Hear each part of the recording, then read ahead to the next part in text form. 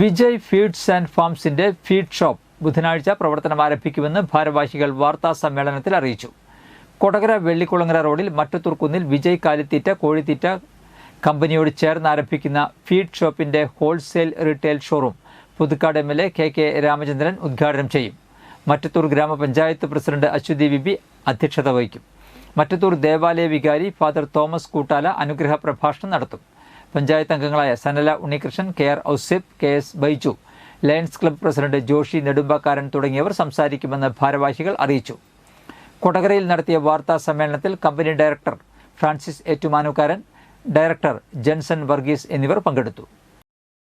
ഇപ്പോൾ പബ്ലിക്കിന് ഈ തീറ്റകൾ എല്ലാം സൗകര്യപ്രദമായി ലഭിക്കുന്നതിന് വേണ്ടി മറ്റത്തൂർ കുന്നിലെ കമ്പനിയോട് ചേർന്ന് തന്നെ വലിയ ഒരു ഹോൾസെയിൽ ആൻഡ് റീറ്റെയിൽ ഷോപ്പ് ഇപ്പോൾ പ്രവർത്തനം ആരംഭിക്കുകയാണ്.